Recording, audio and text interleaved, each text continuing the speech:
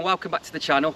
Got something a little bit special today. A 1992 Austin Mini Mayfair, that's what it started its life as, and it's had a full Z Cars conversion with a 1300 Hayabusa engine fitted to it. Here it is.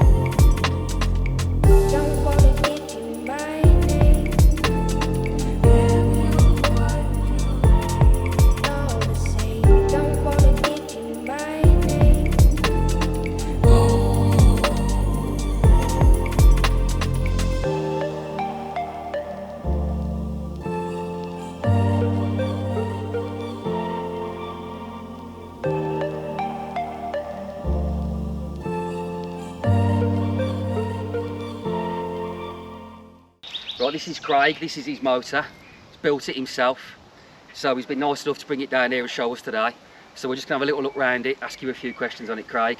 See where it all started, or what inspired you to do the build. So we'll start at the back end first, the business end. If you want to just talk through this, Craig, just tell us what the crack is here. Okay, so we've got 2015 Gen 2 Suzuki Hayabusa, 200 brake, coupled up to a close ratio straight cut quaif limited slip differential unit, which gives you equal drive shafts, maximum drive line, no chain to brake. It's just the business. Yeah, you were saying there's no chain, so how's that connected to the block then? So what you have is a direct drive, so where the sprocket normally is, where the chain goes, that comes off, and you have a cush drive arrangement supplied by quaif, just a direct replacement. So there's no breakage, it's really strong, similar to what they use in the Caterhams when they put the Hayabusa in them. But there's no prop shaft, obviously, just two equal drive shafts. Unbelievable. Another good point there is there's no. When Z Cars started doing this conversion, they used to give you a push button starter motor to make you go backwards. So this has got a solenoid arrangement, so I flick a little trick switch in the cab, and it then makes the car go in reverse, which then gives me 6 reverse gears as well. So technically I can go as fast backwards as I can forwards if I'm brave enough. So it's 6-speed sequential, but it just flips, so it goes. It'll run backwards. That's smart, isn't it? Unbelievable. For legal reasons, for the MOT, you need to have a reverse. So, and you've got 6 of them. 0 right there. What about the suspension? So the suspension you're running? The suspension's all coilover all round. Fully adjustable. Everything is fully adjustable. Everything's rose jointed. Everything moves. Caster, camber, rebound, shock. It's just. There's not actually much mini left, but it's like today's technology in a car that's in an old motor. 1992. It looks performance lovely. Is unreal.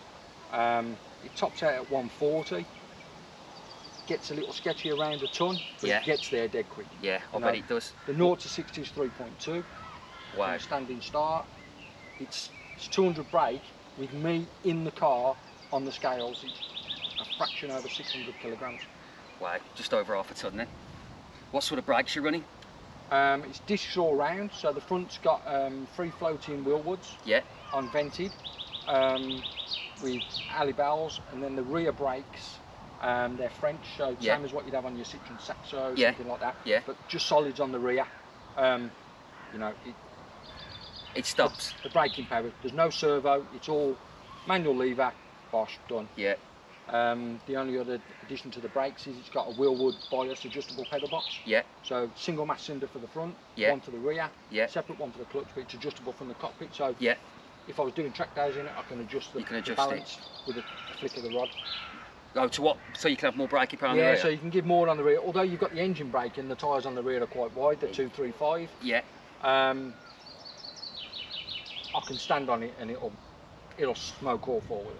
Oh my. Absolutely no good in the wet.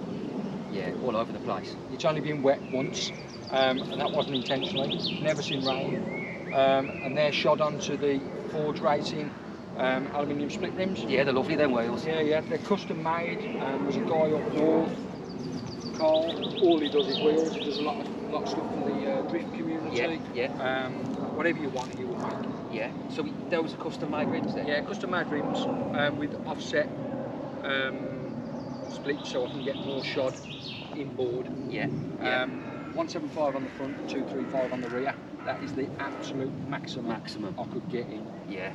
Yeah, I was going to say, it's tight in there, isn't it? Yeah, you know, there's not much room in there. I just didn't want to, I didn't really want that much hanging out, but yeah, it just looks right, I doesn't needed the traction, so we went with what we had, and that was the end result, which I'm quite pleased with. Yeah, they're nice wheels. We just have a look inside now.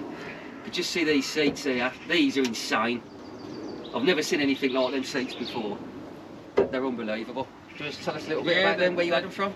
Manufactured by Kirky, designed for sort of NASCAR off-roading. They're straight off the shelf at Demon Tweaks. They're very light, they only weigh 3 kilos each.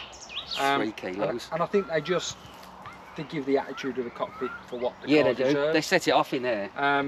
The first question everybody always asks, I bet their seats aren't very comfy, but believe it or not, once you're in, they are. Yeah. They do what they're supposed to do, I suppose, don't they? They keep you in. You know, the car does shake you about a bit. It grips the road phenomenal. It's like driving a go-kart. Yeah. But they do what they say on the packet. You know, they keep you in there. They keep you safe. You're well strapped in with the harnesses. Full space frame. You know, in the event something does go horribly wrong, I'm hoping I'll be able to walk away. You've got a roll cage. You need one of them in a 200 brake Mini. Yeah, yeah. So inside here, the fabrication, you've done all this yourself, haven't you? Yeah, all the tunnel, all the extra bracing in the floor. When I bought the car, it had been sat on the drive for 2 years after an MOT failure. Yeah. It was completely rotten. It had a brand new floor, front to back, new inner and outer sills, and it's everywhere where the can has been seam welded, not just spotted. New front scuttle. The front end is all steel as well. The whole body. A lot of people decide they're going to put a carbon roof on and carbon panels. I wanted it all steel. I wanted it to be solid. Yeah. A lot of the guys put the fiberglass fronts on, take all the flitches out. Mine's all steel. It's still all steel in there, yeah? All steel. It's all in. I got my painter to raptor it inside and out. Yeah. Oh, is that bed liner? Is that what that is? Yeah, it's a 2-pack epoxy. It's almost like a stone chip, but it's a 2-pack epoxy. Yeah, I've been looking at that stuff. Rock hard. A lot of the green laners have them on the underside of the, like you say, for the load beds and all the underside of the Land Rovers. Yeah, it's rock solid. Even my painter said, it's that good. I'm gonna use it on some other cars that he's got. Oh, really? And he's actually spoken to the manufacturer, and they have actually told him he can thin it down so you can get a smooth finish out the gun as well as the stipple. But I wanted it as like a non-slip. Yeah. Because I don't run it with any carpets or anything. No, you don't want your feet slipping around. I just like that sort of finish on the inside. All the underside, all the engine bay, in the front, under the front wheel arches is all done with the same stuff. Oh, that's all done as well, yeah? And then the paint goes on the top. Yeah. A couple of other nice touches, like a carbon fibre. Yeah, the boot lid's nice. Just finishes it off. Quite expensive, but nice. Yeah, it's a nice touch, isn't it? Yeah, it's a nice little touch. Bumpers are carbon as well. Rear valance, door cards. Company in Somerset that do it for me, that I found online. Really good service. Quality is really good as well. Let's talk a little bit about this cage, what you were saying about the strength in the, in the back. Obviously, to put the engine in the back, it's a mid-mount, it's a full space frame front to back. So to get that frame in there, we have to take a lot of the body away. So there's no rear pockets, there's no rear floor, there's no heel board where all the Mini original would get its strength from. Yeah. So all that comes out, and believe it or not, before the actual braces was added, you can press on the rear of the car and the whole thing would move around. So I've made up some brace bars, 2 6mm, they've all got rose joints on the back, these two here, the extra braces into the main, so the main hoop is fixed to the body where the harness, where the original seat belts will be mounted in the pillars, just to give it all that stiffness and rigidity, so nothing's moving, nothing's flopping around. And I can see as well, a lot of people with these Minis, when I've seen them before, they DC them, don't they? Yeah. I see you've chose not to do that.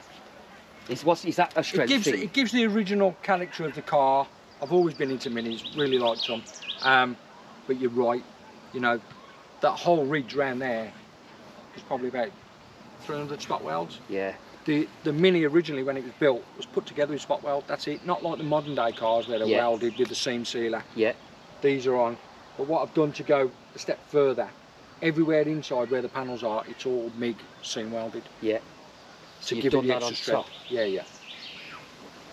Bloody hell, a lot of work. If you went to Z Cars and you wanted a car, I mean, this ain't high spec really. They will trim them all out, electric windows. Yeah, heated screen, load of mod cons. You name it, they'll put it in. They'll even seal the engine in so you can't even see it. Wow. But you would start at 40k. Yeah, Jesus Christ. If I had to pay someone to put the labour into that, what I put in, I just couldn't afford it. It's a lot of graft, isn't it? Yeah, yeah. A lot of graft. People don't realise how much work goes into them. Yeah, like you say, it's the time, isn't it? It's the actual, it's the man hours. You know, and the knowledge as well. Like, all this was fabricated from nothing. The wheel arches were made from nothing. I built them plugs and built them by hand. The inner wheel arches, built by hand. Did a plug, tried it, no, that don't fit. Do another, do another. Just trial and error. Right, that's right. And that was all you as well? Yeah. I've kept the plugs because there's a few lads who says, oh, where'd you get them from? I'll have some of them. So I will get some money back, but it's having the time. Yeah. That's the problem. But you'd spend that on a Focus? An RS Focus, or an ST, a new ST? I've had this conversation. You know, I drive, my company car's a Golf hybrid. Yeah. It's 38 grand. I would never go out and spend 38 grand on that. A lot of money. But you buy like you say, Ford Fiesta, ST, they're getting robbed left, right. But you don't get near this performance in something like that. No. You ain't going to get the performance or the fun, are you? Don't, you know, I pull up at the petrol station, I've got a guy who's going... Yeah, just drooling over it. What's that, mate? Everybody likes a Mini, don't they? Everybody likes a Mini. I do Mini shows because I'm in the Mini Club. Yeah. And they're a good bunch of people. You can have a laugh and a joke with them. Yeah. Some of them don't like them because it's abused a classic, but others drool all over it. The club I'm in is only a little club, but they love it because it attracts so many... Oh, yeah. Yeah, yeah. You say abused a classic. They built enough of them for you to do this, didn't they? Yeah, I mean, you know what I mean? You know, for me, I've given it...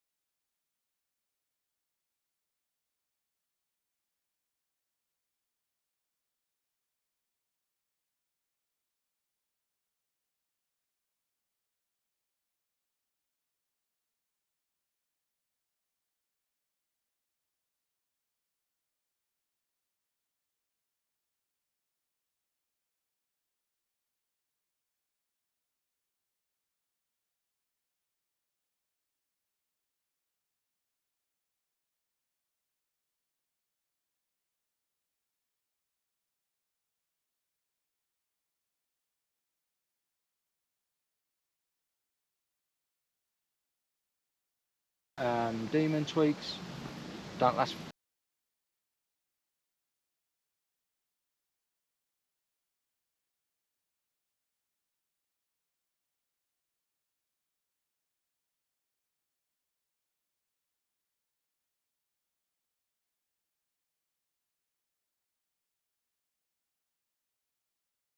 And stuff down here then? Yeah, so the suspension's all custom again on the front. Cantilever design, so you've got adjustable ride height, track, toe, camber, just the same. Shocks are on the front, exactly the same as on the back, so you get your rebound. Your high-speed damping as well. What's that, a breather, is it? Yeah, it's just the breather for the tank.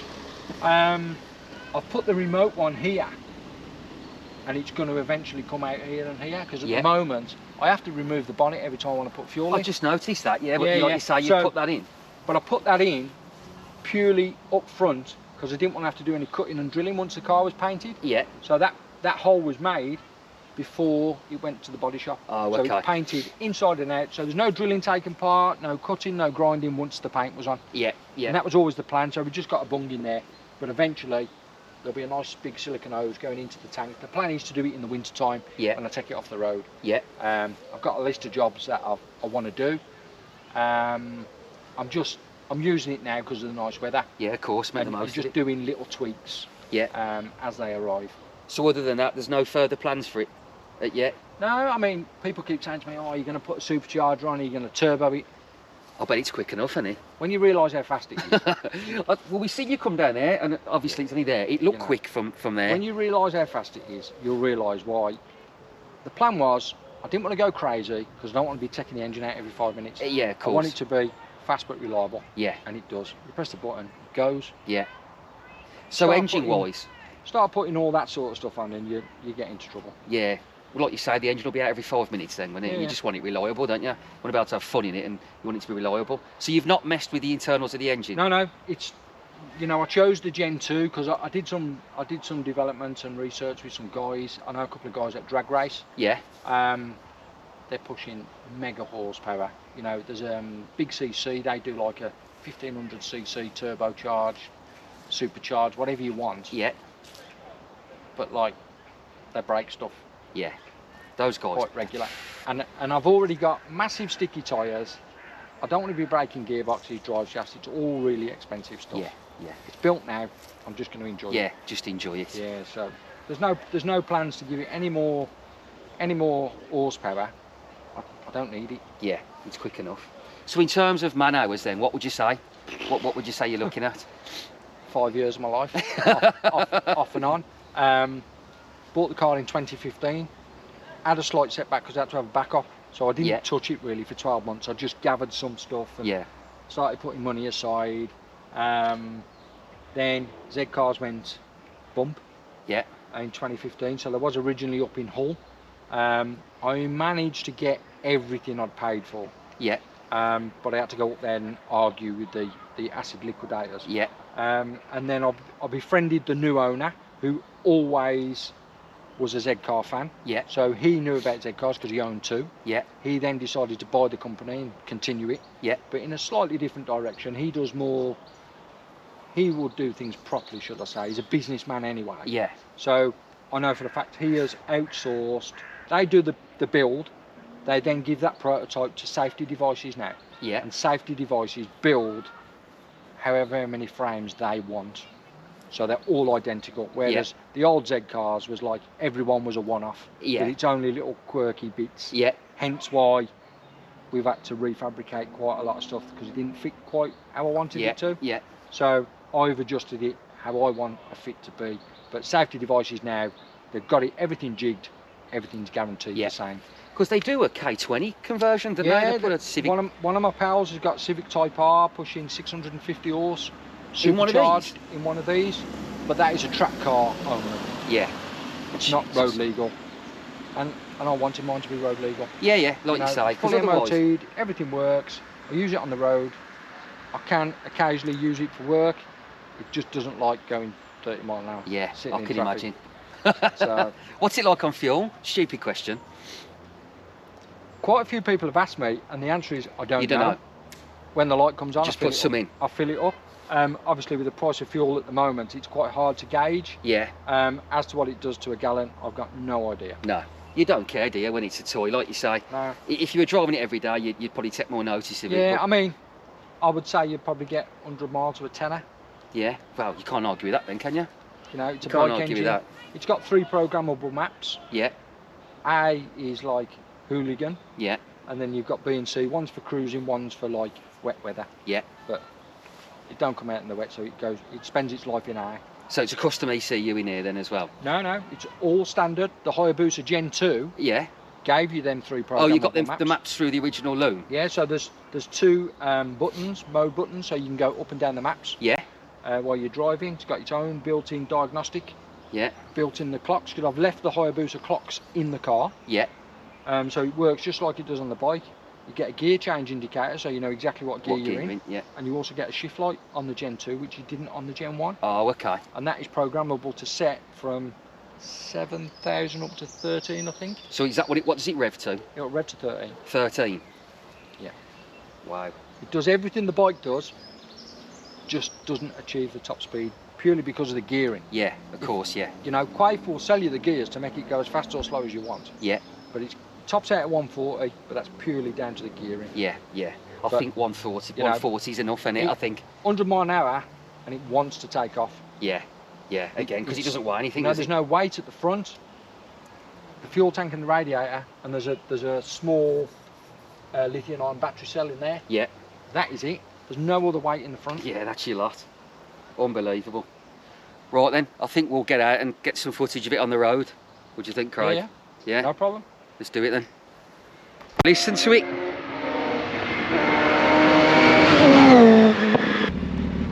Mum, you might get your own back now. Let's see if we can get in it first. That might be a YouTube video all on its own. Yeah, breathing.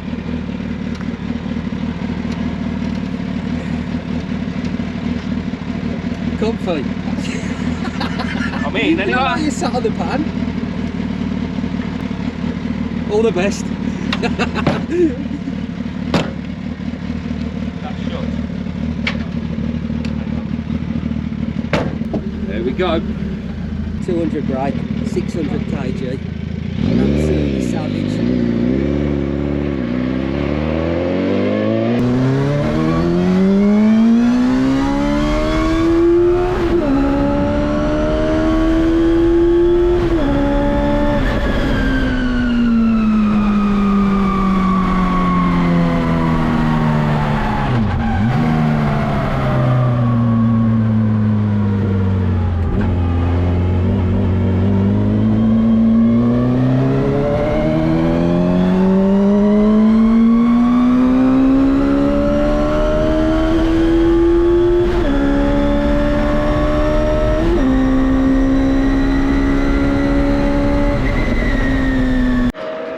Here he comes.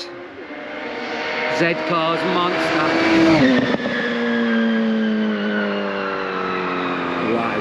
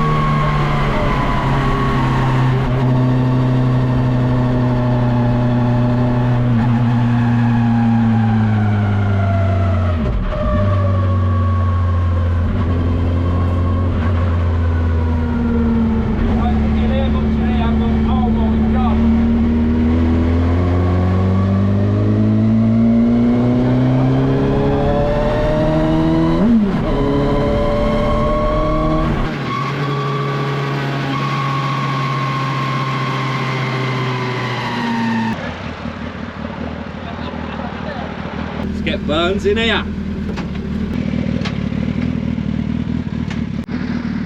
Time for Burns. Here we go. I'm not scared. Mate, how'd you get in here? that one. Glass at the top there. Yeah. And then throw my leg in. No, just make the top. Again, look, they're going to slide down. Oh, what do you mean? Then the toilet rolls in the middle. Jesus Christ! There's not much room in here, is there?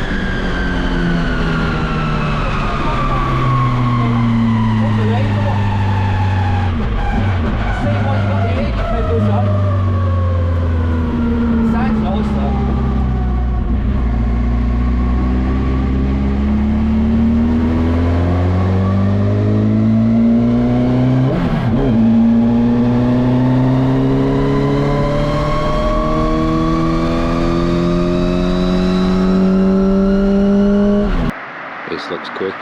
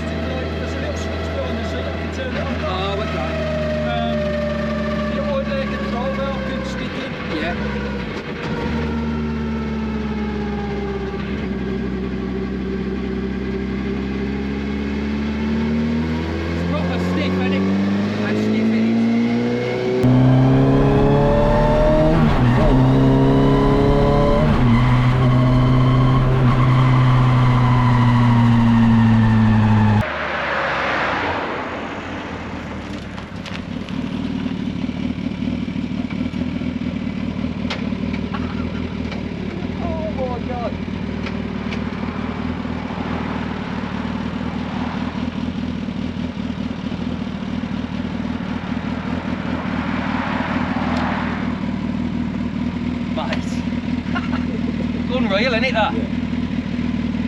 I've never felt anything like that. You feel like you're on a bike, you're on a bike. Yeah, yeah. That's what the power's like. Oh, that's up first. I was taking the mick out of you. I can't get out. Where do I get out? Through the roof. I can't get out.